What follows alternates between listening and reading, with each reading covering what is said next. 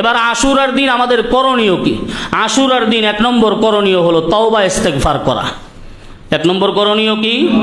কারণ কোন কোন বর্ণনার মধ্যে পাওয়া যায়, যদিও সূত্র দুর্বল, কিন্তু হযরত আদম আলাইহিস সালাতু ওয়াস সালাম ওনার তওবা, জান্নাত থেকে যে বের হয়ে আসছেন, ওনার আর আমাদের মা হাওয়া রাদিয়াল্লাহু তাআলা আনহার তওবা আল্লাহ কবুল করেছেন মুহররমের 10 তারিখে আশুরার দিন। আল্লাহ যেহেতু হযরত আদমের তওবা কবুল করেছেন, সুতরাং আমার আপনার তওবাও আল্লাহ কবুল করতে পারেন কি পারেন না? এজন্য আশুরার দিন 1 নম্বর করণীয় হলো তওবা ইস্তেগফার করা। আশুরার দিন 2 নম্বর করণীয় হলো আশুরার দিন রোজা রাখা। তবে এই রোজা রাখার ক্ষেত্রে নবীজির আদর্শ, রাসূলুল্লাহ সাল্লাল্লাহু আলাইহি ওয়া আলিহি ওয়াসাল্লাম মদিনার মধ্যে আসলেন, আসার পরে দেখলেন ইহুদিরা আশুরার দিন রোজা রাখে, এই খ্রিস্টানরা আশুরার দিন রোজা রাখে। নবী আমার জিজ্ঞেস করলেন, ও ইহুদিরা, তোমরা এই আশুরার দিন রোজা রাখো কেন?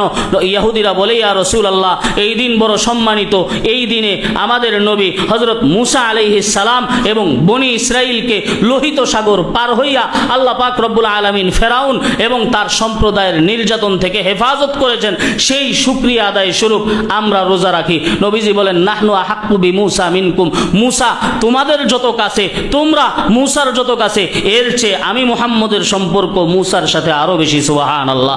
নবীজি বলেন, মুসা আমার নবুয়তি ভাই, সুতরাং মুসা আল্লাহর নুসরত পেয়েছে, আল্লাহর সাহায্য পেয়েছে, সেই শুকর আদায়ার্থে তোমরা যদি রোজা রাখতে পারো তো আমরাও রোজা রাখবো। নবীজিও ঘোষণা দিয়ে দিলেন, তোমরাও রোজা রাখো, তবে হ্যাঁ, সুমু ইয়াওমান ক্বাবলাহু আও ইয়াওমান বাদাহু, আশুরার দিন রোজা রাখবা, তবে ইহুদিদের সাথে যেন তোমাদের সামঞ্জস্য না হয়, তোমরা হয়তো এর আগের দিন মিলায়া রাখবা, নয়তো এর পরের দিন মিলায়া রাখবা। অর্থাৎ 9 তারিখ এবং 10 তারিখ, অথবা 10 তারিখ এবং 11 তারিখ আশুরার রোজা রাখতে গেলে 2টা রাখতে হবে। শুধু মুহররমের 10 তারিখে রোজা রাখার কোনো সুযোগ নাই, মাকরুহ। সুতরাং আশুরার রোজা রাখবো। আশুরার রোজার ফজিলত কি? নবী আমার বলেন, সিয়ামু ইয়াউমি আশুরা আহতাসিবু আলাল্লাহি আইয়ুকাফিরাস সানাতাল্লাতী ক্বাবলাহা, এক আশুরার দিন রোজা রাখা, আমি আল্লাহর কাছে আশা রাখি আল্লাহ পাক রব্বুল আলামিন এই রোজার বিনিময়ে পিছনের 1 বৎসরের গুনাহ আল্লাহ মাফ করে দিবেন। সুতরাং আশুরার দিন রোজা রাখবো।